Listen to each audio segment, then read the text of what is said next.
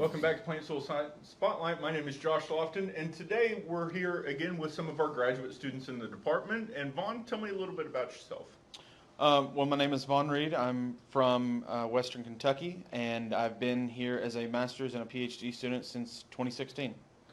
So not being here from Oklahoma, being from Kentucky, what drew you to Oklahoma to come to school? So I did an internship at the Noble Research Foundation back in 2015, and I met a lot of people who were students and former students of OSU, and they talked to me about the idea of coming up here for a master's, and then I got in contact with my advisor, and he said he had an opening, and I decided that Oklahoma State was really where I wanted to be. Okay, well we're glad to have you here and glad you selected. So, what's your background with agriculture? Did you grow up on a farm, or did you have any experience when you were younger? Yeah, so I grew up on a small farm where we raised beef cattle and grew our own hay for those cattle, but I didn't really have a lot of work with row crops. But when I got to my undergrad at Murray State, I got to working in the agronomy department and got to do a lot more with row crops, and decided that was where I liked to do a lot of my work. I like to work in row crops and that kind of stuff. Okay, so again, you're one of our PhD students, and you got your master's here at Oklahoma State. So what made you decide to go to grad school, one, and then what made you decide to go from your master's to your PhD? Yeah, so the classes that I took and the work that I was doing in my undergrad got me really interested in some of the research side of things, and I decided that I wasn't done being a student. I wanted to keep learning. I wanted to do more, and so I decided that I wanted to do a master's. And so I came here, started my master's, and decided that I really did like doing research and especially liked getting more into the extension side of things. And after I finished my master's, I really didn't want to leave. I decided I wanted to stick around a little bit longer, and so the position was available for me to stay as a PhD student, for me to continue to learn about research and doing extension work.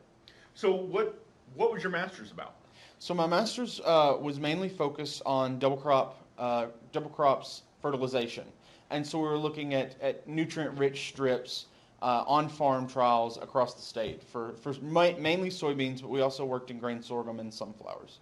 That's good. So you kind of went on into the outside of that more traditional double crop production and looked at some of the other things as well. And probably something we can get into in a lot more detail. But today we want to talk a little bit about your PhD work. So what are you doing your PhD in? So we have three main sections of my PhD work. The first section is looking at nitrogen rate and timing, along with some sensor-based work in winter wheat. And the second portion of my PhD is looking at evaluating OSU potassium recommendations.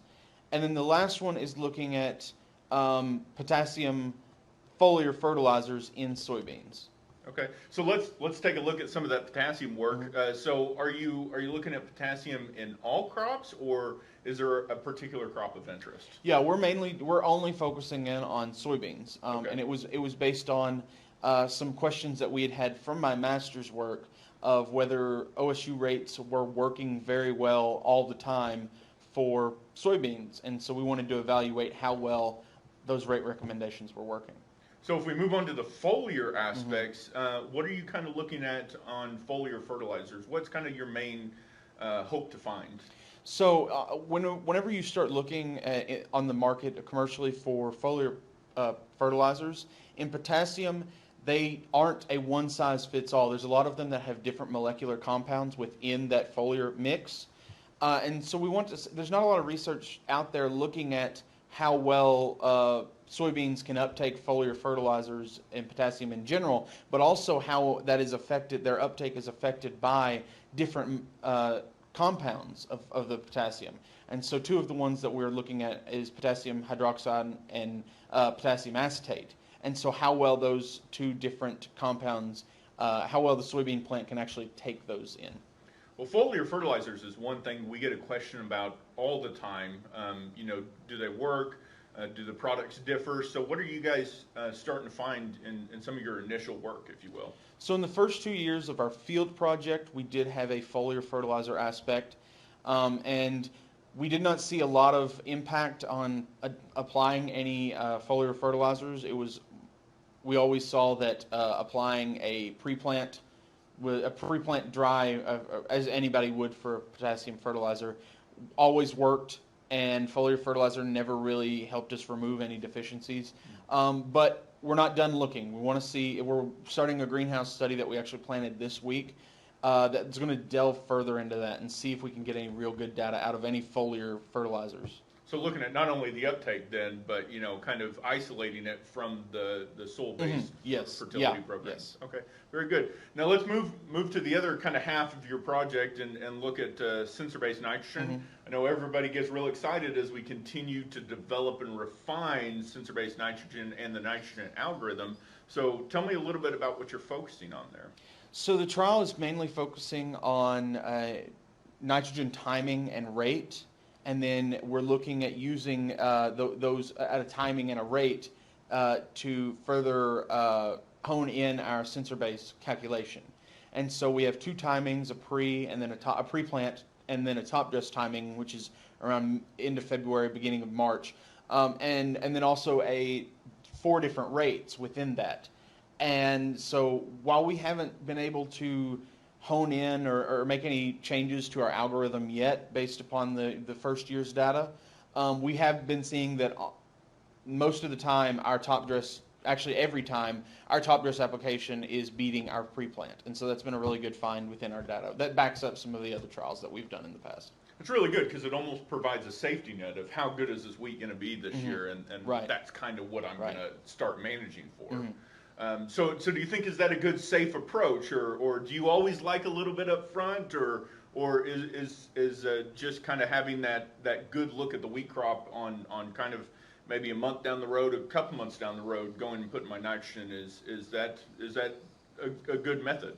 So what we've found in previous projects, as long as you're not wanting to do any grazing, which we are looking at a grazing, how nitrogen timing affects grazing wheat now. That's something we're looking at, not something that I'm focusing on. But as long as you're not worrying about any grazing capabilities beforehand, if you wait to apply that nitrogen late, like so you wait till we start to warm back up in that early March area, you're not losing any yield, and most of the time you're either increasing yield and/or proteins. So our proteins are looking better because you're applying in season. So from the research we've done, I apply in the spring. I mean, applying a top dress application has been very good. Okay, well, it's something always to be thinking about and always to be learning about nitrogen wheat management. So thank you, Vaughn, for joining us here today, and thank you guys for joining us. Join us next time where we'll be looking at more of our graduate students within the Plant Soil Science Department.